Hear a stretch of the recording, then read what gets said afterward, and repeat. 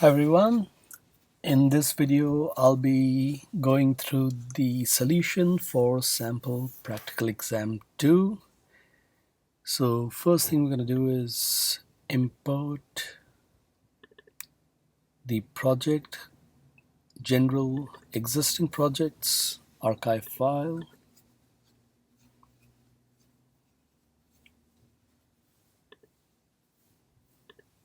and practical exam 2, outputs, solutions, and the sample exam. So let's not open the solutions, let's open the templates, and there it is.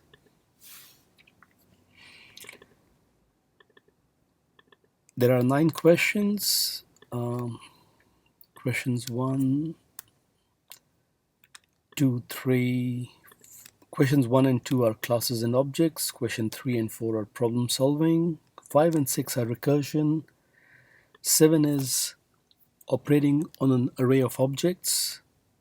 8 is again advanced problem solving, and 9 is advanced recursion. There's a time class which represents a 24-hour time and is required for question number 7. It's a very simple class containing hours and minutes. The constructor has these values constrained. There's a toString and there's a compare to. The compare to is useful because then you can compare 2 time objects and check whether one object occurs before the other one or after the other one or at the same time. So let's get this done. Question 1 is asking you to create or complete the constructor. Read the Java doc carefully. Each printout has some height and some width. The parameters for the constructor are h and w, which are the values for height and width respectively. And you're supposed to copy the absolute values of the parameters into the corresponding instance variables. Now, it's possible you don't know what absolute value is, and that's why you should take a look at the examples. If the value of h is 2.5, height should be set to 2.5, but if it's minus 1.4, height should be set to plus 1.4, and the same for width as well. So you can do that using a bunch of conditions, or you can use the math min and math max or math absolute function as well. In this case, I'm going to do this manually as much as possible. If h is less than 0, height, which is the instance variable, becomes minus height, minus h. Otherwise, which means h is more than or equal to 0, height becomes simply h. Likewise, if w is less than 0, width becomes negative w. Otherwise, width simply becomes w. So in this way, the value is validated. We run the test and it passes. There's another way in which you can do that. You can say height becomes h unconditionally, and only if h is less than 0, height becomes minus h. Similarly, width becomes w unconditionally. If w is less than 0, width becomes minus w. So we are overriding a default value. Of course, the third way is you can, since you've already copied h into height, you can multiply it by minus 1 in case w is negative or height is negative. So you can see that there are lots of solutions to do that. It's really, you need to be clear in your head as to what your code is actually doing. We're going to run the all-in-one test after running question 1. And you can see one of the test passes. In the window, I can show the console view, and the console view has a score of 10. We can move to question number 2. Now, question number 2 pre-declares the constructor, so you don't have to worry about that. It says important, do not modify. You're supposed to return the total salary offered by the job. The class is a job which has a fixed hourly rate and a fixed number of hours for which you're hired. Obviously, the salary is the hourly rate multiplied by how many hours you're working. So that's a really simple one. What you have to return is hourly rate multiplied by number of hours. You don't have to pass these values as parameters, obviously, because these are instance variables. So whichever object this method is called on, whether it's j1.getSalary or j2.getSalary, the instance variables accessed are on that object or instance. We can run this test now, and you can see that one of the tests passes, and now we are implementing compare to. Read the specifications carefully. Compare to returns 1 if the hourly rate of the calling object is more than the hourly rate of the parameter object. So you can see that the comparison in this example is based on hourly rate, not salary, not number of hours, but hourly rate. So we can check if hourly rate of the calling object is more than other.hourly rate. As I've mentioned a couple of times in the lectures, you can access the members of the calling object without any qualifier, or you can use this .hourly rate as well. So if the calling object's hourly rate is higher, we return 1. Similarly, if calling object's hourly rate is lower, we return -1. Now I'm going to make a mistake intentionally and say that if hourly rate equals other hourly rate, return 0. You'll notice that when you write this code, there is a compilation error in your program, and it says the method must return a result of type int. This is because all 3 return statements are conditional. But if you pay attention, if your code comes to line 56, what's guaranteed is that hourly rate more than other hourly rate is false. It's also guaranteed that hourly rate less than other hourly rate is also false, which means the only possibility is hourly rate is going to be equal. So you don't need that condition, and you can return 0 unconditionally, thereby removing the compilation error. Let's run this code now, and you can see both the tests pass. We go to all-in-one test, run this, and both the tests pass here as well. You can see your score is 30. So far we haven't done any problem solving at all. This is all based on classes and objects. Question number 3. Check if the array contains at least one positive integer, false otherwise.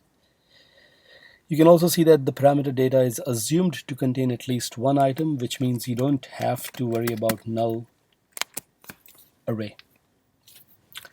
So you can go through the array.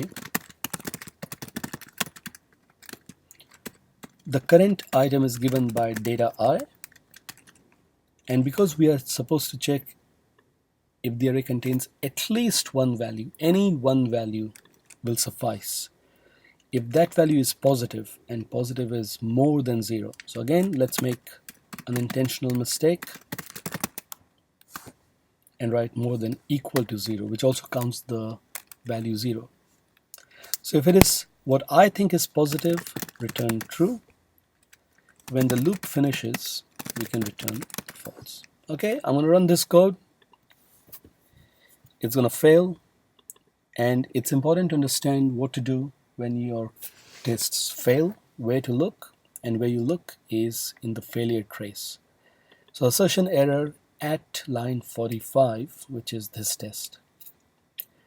Now this is a Boolean method, so assertion error simply means that if it's expecting true, you're returning false. If it's expecting false, which is in this case, you're returning true. So -7, -9, and 0, it expects the function will return true. Sorry, the function or the method will return false for this array. If there's an error, it means it's returning true. So you keep this array in mind and take a look. -7, is it more than equal to 0? No. -9, is it more than equal to 0? No. 0, is it more than equal to 0? Yes. And that's why it's returning true. So we fix that mistake by removing the equal to sign. Run this again, and the test passes.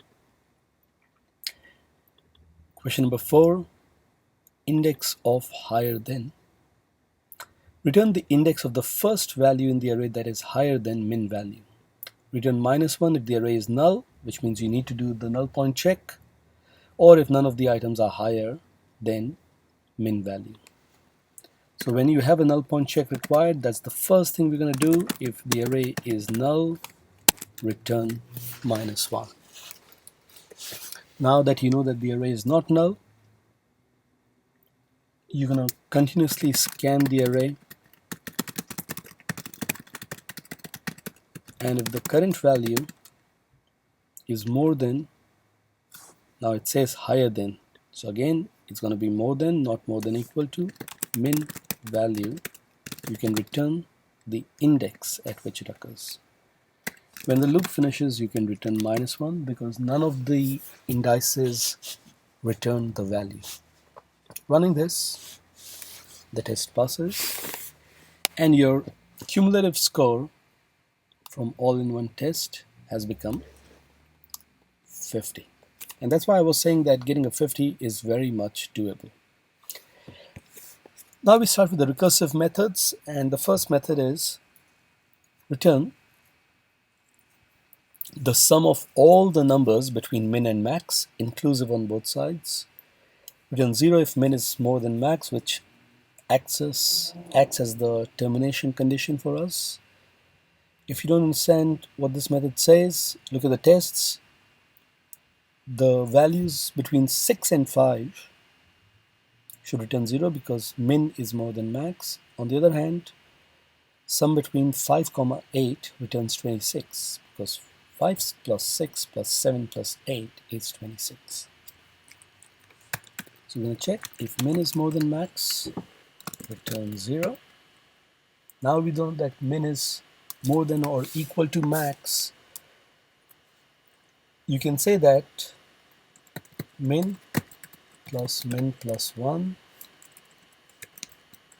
plus so on and so forth till max can return as separate the min and the rest of it goes there, and what's in the square brackets is the output of the function between min plus 1 and max. So we can return sum between recursive min plus 1 max, and to that we add the first value min. Let's run this, and passes. Cumulative score is 60. Count consonants. Question number 6. Return the number of consonants in the string. The method isConsonant is already supplied. So take a look at this. This helper method, public static boolean isConsonant character ch. You don't have to worry about what a consonant is at all. The method is supplied. So the first thing is, if the string is null, I don't know if I'm checking that or not, but if the string is null or if it's empty, there's nothing in there, so you return 0. Otherwise, your first character is str.char at index 0. If is consonant that character, so you're calling the helper method now by passing the first character. If it's a consonant, you return 1 plus count the number of consonants in the rest of the string, which is given by str.substring index 1 to the end of the string. If the first character is not a consonant, you can return 0 plus. Of course, 0 plus is irrelevant, so you can return the number of consonants in the rest of the string. I run this and passes. Question number 6. Question number 7. So this is the question on array of objects. What we are checking is how many time objects in the array occur before this target time, and it says, hint, you can use the compare to method. Compare to method returns -1 if the calling object occurs before the parameter object. So you're going to do the standard null pointer check. If the array is null, return 0. Since we need to count the values, our counter is 0 initially. Go through the array. The current item is given by array I. Now in the tests, I don't have a null object anywhere in the array, so I don't have something like this where an item in the array is null. So you can skip that check for the sake of simplicity and check if array I, which is the current item, dot compare to target. Now we want the current item to occur before target, so this method should return -1. And if it returns -1, your counter increases. When your loop finishes, you return count. Error disappears, running the test, it passes, and that's question 7. So that kind of takes you to your high credit range, and now we move to the distinction and high distinction questions.